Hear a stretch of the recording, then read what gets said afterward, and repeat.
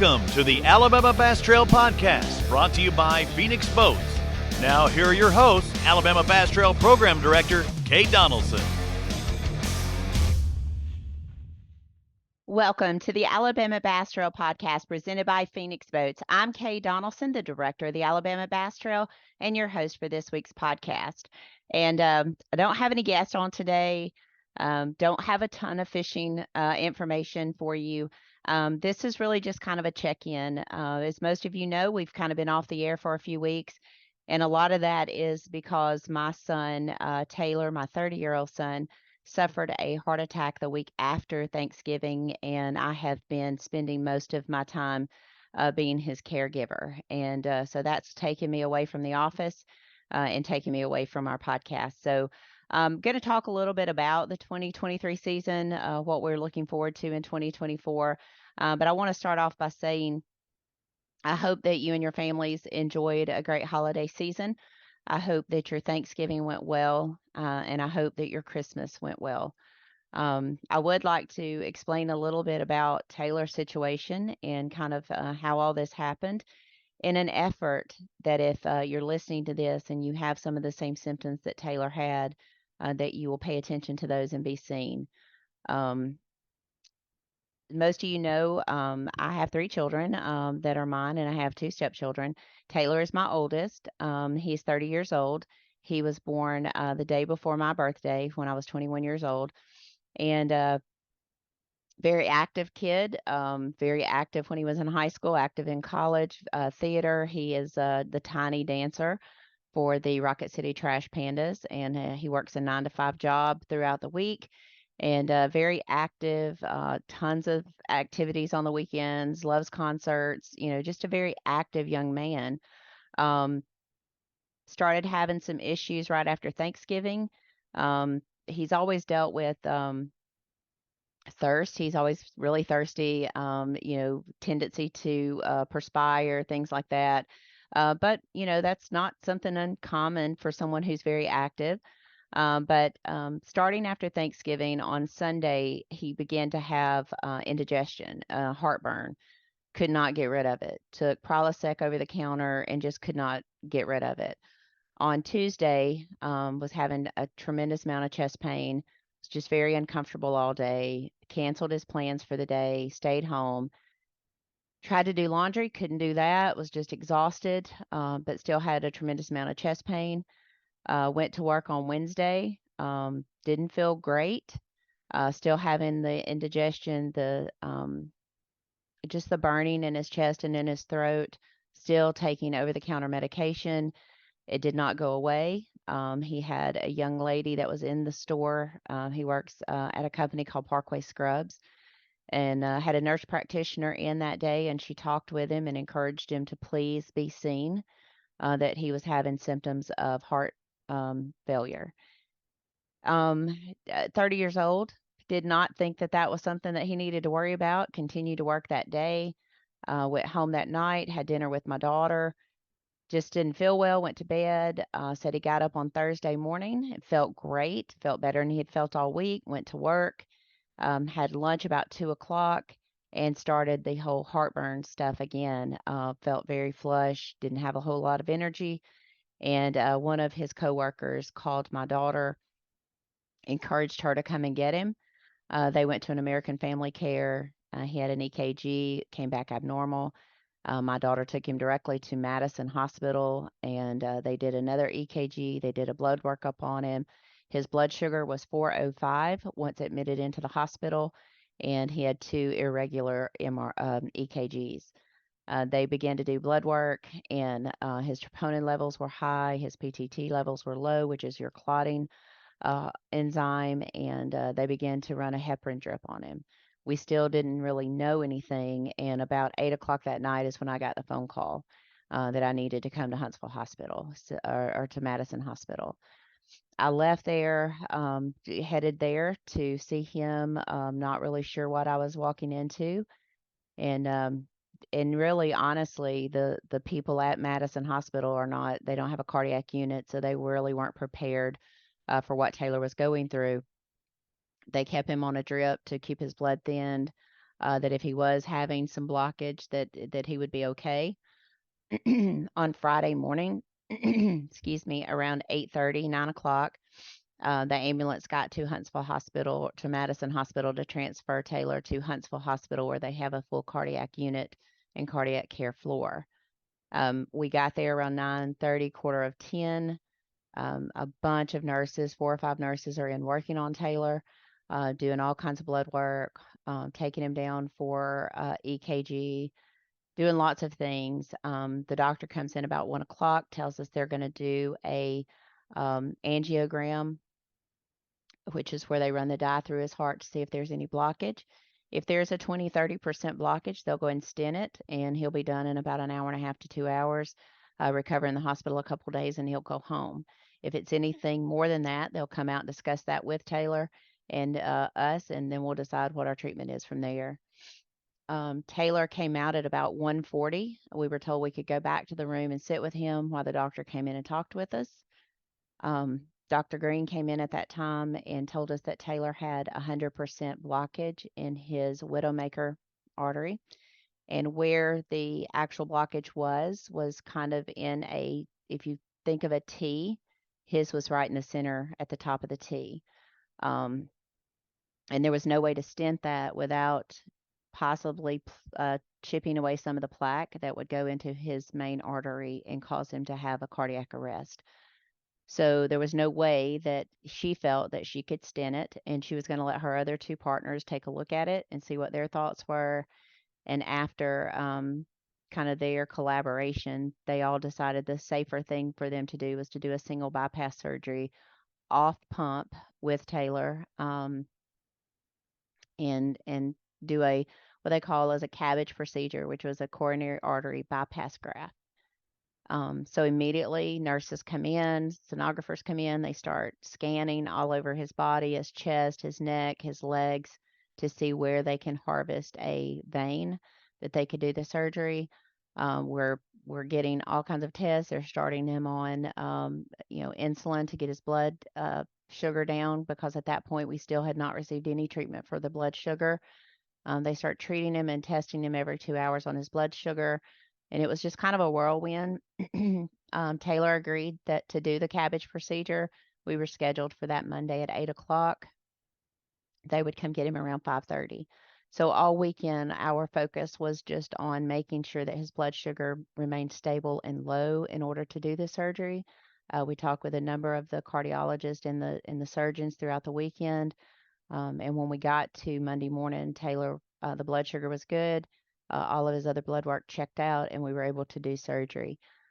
He went back around 5:30, and around 10 minutes after 10, they contacted us and told us that he was out of surgery and he was well, that he performed really well during surgery, and that we could go immediately to the ICU and see him. Although he would not know we were there, we could at least see him. That is a very hard thing to do, but you're very blessed that you get to do that. The only thing that I can explain that is that he looked like he was in a spaceship. There were so many monitors and so many gauges and so many things going on around him, and understanding there were multiple patients in this situation. He was well. His blood pressure was doing well. All of his vital signs were good. He seemed to be recovering really well. We could see him again at 4:30. We could see him again at 8:30 that night. I allowed my mother to go in and see him at 4:30. She needed to be able to see him before she went home, and then Emma and I went at 8:30 to see him. He was well. He was sitting in a recliner. He was cracking jokes. He was eating a popsicle. Seemed to be recovering really well. I got to spend about 30 minutes with him, and then we left the hospital, which probably was the hardest thing I've ever done, was to leave that hospital with him in there. So came back the next morning around 10:30, and Taylor was walking to his room. It's a very emotional thing to see him up walking that quickly after surgery. But we knew that that was the first day of the reward that we were going to get to see him recover. So we spent a week in the hospital. We got to go home on Friday.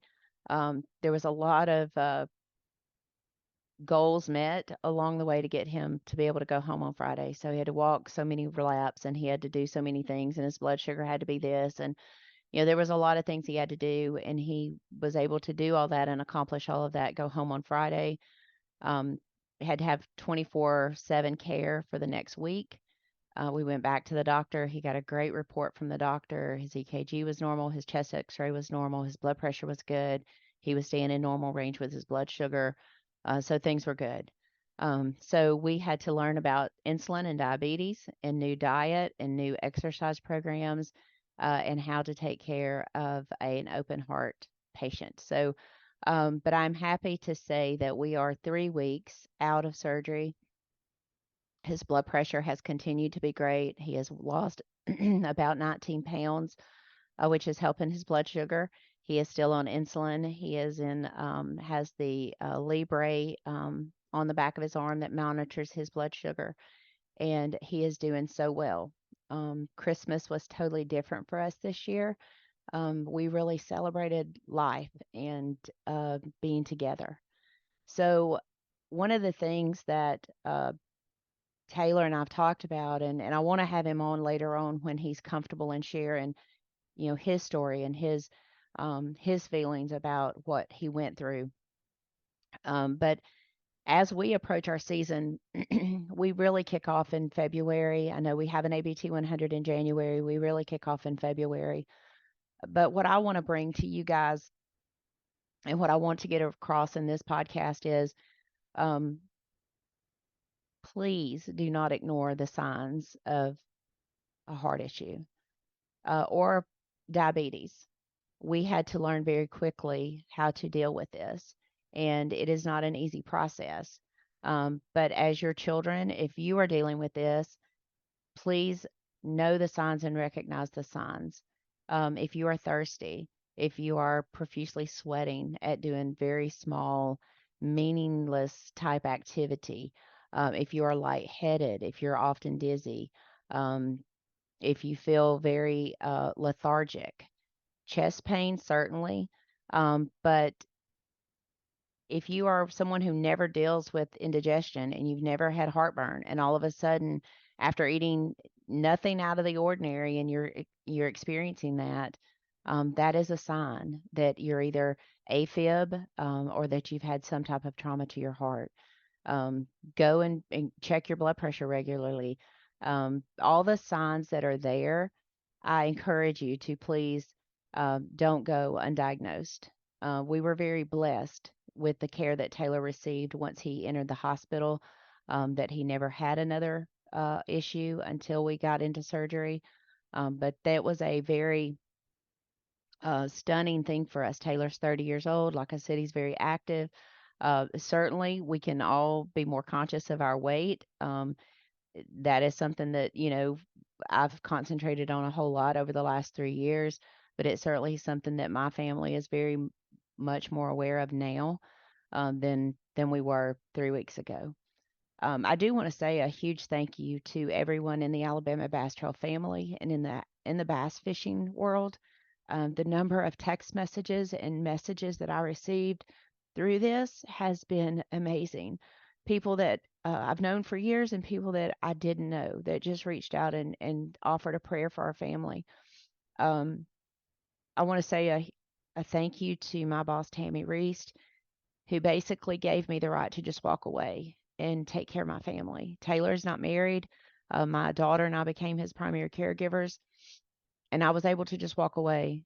Daniel and John and Mary answered the phones and took questions and did the things that they needed to do to allow me to do that, and I'm very thankful for that. The anglers, for the first time ever in Alabama Bass Trail history, the 100, everyone paid their bills on time, and I didn't have to call or text anyone asking them to pay their money. Um, I just know that was a God thing because, I've always had to do that, and everyone paid on time, and I didn't have to worry about that part when I was gone. But I can honestly say that at some of my darkest times and scaredest times, I received a text message or a phone call from someone within our family that had an encouraging word to say, and I really appreciate that. And I hope you know that you're an extension of my family. Taylor and Emma and Jake and our family feels that. And so I want to thank you for that. I want to encourage you, because you are family, to please do not um, ignore the signs of diabetes. Make sure that you read about those. Make sure that you're doing your yearly checkups with your doctor, and don't just dismiss the signs of heart disease. Taylor was 30, and before Taylor, uh, Dr. V's youngest patient was 32 until Taylor had his surgery. So it can happen. You don't have to be 70 or older to have heart disease. So please make sure that you're not ignoring those signs and symptoms. And again, thank you from my family. Thank you for your continued prayers for Taylor's improvement. And thank you for allowing me to be mother and caregiver, and letting me walk away from the Alabama Bass Trail for a few weeks. Um, it's been a very trying time, but it has certainly been um, a time that I'm thankful for. I'm glad that I was able to help him, and hopefully I did. So I do have a few notes that I do want to cover. I'm not going to do a bunch of commercials during this podcast. I just don't think that there's a need to. I do want to recognize the team members from Alabama Bass Trail that did well in the Bassmaster Team Championship. That was held several weeks ago. Actually, I was supposed to fly there the day that Taylor had surgery. Frank Bradfield, Tyler Morgan, they came in 8th place in the Bass Team Championship. Wesley Sams and Jordan Wiggins came in 12th. Adam Bain and Chris Colley, even though they were there not representing the Alabama Bass Trail, but they were there. They are Alabama Bass Trail anglers. They were in 13th place. Brian Adamson and Ryan Lloyd, they came in 20th place. And another ABT team that went, not representing the Alabama Bass Trail, but still Alabama Bass Trail teams, Stephen McAvoy and Josh Butts, they came in 26th place. So good representation from Alabama anglers down at the Bass Team Championship. Not going to the Bassmaster Classic this year, but all in all, a good tournament. So I'm very proud of those guys for going down there and representing the Alabama Bass Trail, and the kind words that I received from them throughout the week. I tried to catch up as much as I could. There was just other things I needed to be doing. Hopefully this weekend you watched the Best Of show. We got to interview some of the teams that had great seasons out on the Alabama Bass Trail. Rob Lee, Steve Winslet. Also, you got to see the Woolies, Michael, and of course, I'm going to forget his dad's name, but you got to see the Woolies. They had an extremely good tournament season on the Alabama Bass Trail, their first time fishing the Alabama Bass Trail. And then also you got to see John Kellett, one half of the Angler of the Year team. Zeke Gossett was fishing the Bass Nation Championship and was unable to be with us. But you got to see that show. You got to see some highlights from the year, the different winners throughout the year. One thing that we did not get to film on that show, and I hated it because we actually filmed that show in October, was the conclusion of the Alabama Bass Trail 100, and to get to see Jonathan Collins and Derek Hicks take home that the Angler of the Year, and then also see Jesse and Jordan Wiggins win that tournament. So very good year out on the Alabama Bass Trail. We sold out in just a few short minutes, and I'm happy to say we are sold out again for 2024. Just a very blessed place to be right now with the Alabama Bass Trail. I do want to say just a couple of reminders. I'm recording this on the 27th of December. It should air on the 28th. We have 5 days left for people to make their ABT payments. January the 2nd is the final day. If you're looking to declare an alternate, change your personal information, your boat information, anything like that, you have until January the 2nd to do that, as well as to make your payments. We are 23 days away from the Alabama Bass Trail 100, the kickoff on Logan Martin Lake. Looking forward to that event. what a phenomenal facility Lincoln Landing is. And for 100 boats, it should be a perfect setting for that tournament. So looking forward to that. We are 44 days away from the first stop of the Alabama Bass Trail South Division on Lake Jordan, kicking that off in Wetumpka, Alabama. Thankful to the city of Wetumpka and to the Etowah County, not Etowah County. That is not right. It's the Elmore County Economic Development. I apologize for that. We're thankful for the City of Wetumpka and the Elmore County Economic Development Association for being our partners down there for the Lake Jordan tournament, February the 10th. And then 51 days before we travel over to Florence to the Pickwick Lake tournament, the kickoff of the Alabama Bass Trail North Division. Looking forward to that event. Opening up on the Tennessee River, that's a lot of fun. So looking forward to being back over in Florence and seeing how many smallies we get to weigh in that time. We've had some really, really good bags over there in February. So let's pray the weather stays good and we don't have any flooding, and we're going to be able to do that. Hopefully this weekend you got to see the Best of show. It was on Valley Sports Southeast. You'll see it on WAFF soon. If not, you can always go to the Alabama Bass Trail TV YouTube channel and you can view it there as well. It will re-air this weekend on New Year's Eve, so you can watch it there on Valley Sports Southeast, and then it should air very soon on WAFF Channel 48 here locally in the Huntsville, North Alabama market. So guys, again, I don't have a ton of fishing stuff going on. Everyone's kind of in a transitional phase as far as being able to get into the 2024 season. We are looking forward to kicking things off here in just under a month.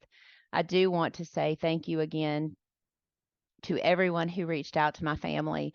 I could not be more humbled by your prayers and your continued contact to making sure that me and my family were okay and if we needed anything. And I just cannot thank you enough to the people who offered to give blood, to the people who offered to bring meals, to the people who offered to mow grass or do whatever they needed to do to allow me to step away. I just cannot thank you enough. That is certainly what I had hoped the Alabama Bass Trail would be like a big family. And you have certainly proven that time and time again. And I appreciate that so much. I'm not going to do a thing to do around town. I do want to mention a group there at Huntsville Hospital. It's called Mended Hearts. Our family will be doing something for them in February to honor Taylor's recovery and to give back to the people who took such good care of him when he was in the hospital. They provide the heart pillows that heart patients get, and that was Taylor's saving grace. Even going to the hockey game last night, he took his pillow with him. It is a way for them to have, in case they cough, they sneeze, just getting up. It is a safety pillow for them, and all the heart patients there at Huntsville Hospital are awarded one of those heart pillows to take with them to be their safe guidance. And we are going to be working really hard in the month of February to raise funds to give back to that organization because they meant so much to our family while we were there at Huntsville Hospital. I cannot say enough about the staff at Huntsville Hospital. I don't know if anyone who works at Huntsville Hospital will hear this podcast. But the nurses, the doctors, the techs, the housekeeping, the people that were in the cafeteria, the people that were in the gift shop and the little snack shop, everyone that we encountered were so kind and were so loving on our family and showed us so much care and concern and compassion. And I just can't say enough about them. They will forever be part of our family, and we are very appreciative of them. So if you hear this podcast and you know of someone who is at Huntsville Hospital, please pass along our deepest and sincere gratitude for everyone who took care of our family while we were there. So guys, with that being said, I do hope that I see you out in the great state of Alabama. I do wish you and your family all the best for a prosperous 2024, and I look forward to seeing you in the great state of Alabama. And God bless. Good fishing. Go Blazers. Thanks for listening to the Alabama Bass Trail Podcast. To learn more about the Alabama Bass Trail, make sure and visit alabamabasstrail.org.